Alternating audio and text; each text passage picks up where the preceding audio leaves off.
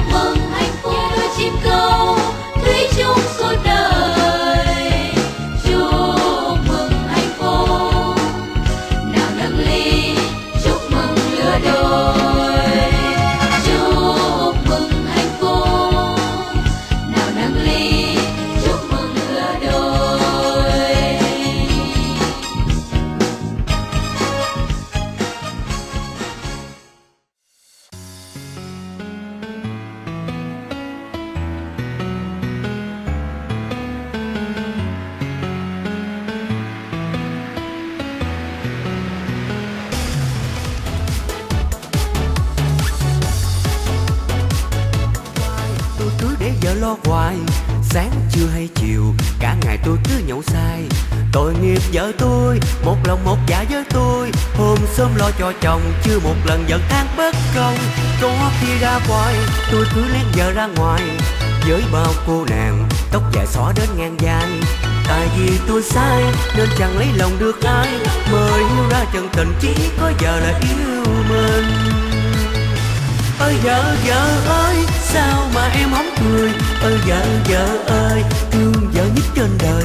Anh thề từ nay sẽ không còn nhậu say, anh thề từ nay sẽ không để ý ai.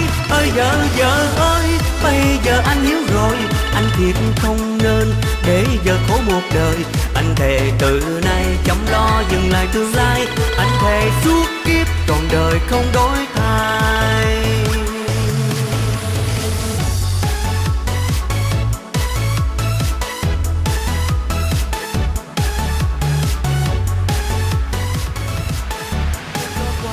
Tôi cứ để vợ lo hoài, sáng trưa hay chiều cả ngày tôi cứ nhậu say.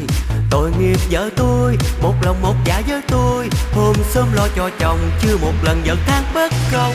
Có khi ra ngoài tôi cứ lén vợ ra ngoài, với bao cô nàng tóc dài xõa đến ngang vai. Tại vì tôi sai nên chẳng lấy lòng được ai, mới yêu ra chân tình chỉ có vợ là yêu mình. Ơi vợ ơi, sao mà em không cười? Ơi vợ ơi, thương vợ nhất trên đời. Anh thề từ nay sẽ không còn nhậu say, anh thề từ nay sẽ không để ý ai. Ơi vợ ơi, bây giờ anh hiểu rồi, anh thiệt không nên để vợ khổ một đời. Anh thề từ nay chăm lo dừng lại tương lai, anh thề suốt kiếp trọn đời không đổi thay. Ơi vợ ơi, sao mà em không cười? Ơi vợ ơi, thương vợ nhất trên đời. Anh thề từ nay sẽ không còn nhậu say, anh thề từ nay sẽ không để ý ai. Ơi vợ ơi, bây giờ anh hiểu rồi, anh thiệt không nên để vợ khổ một đời. Anh thề từ nay chăm lo dừng lại tương lai, anh thề suốt kiếp trọn đời không đổi thay. Anh thề suốt kiếp trọn đời không đổi thay.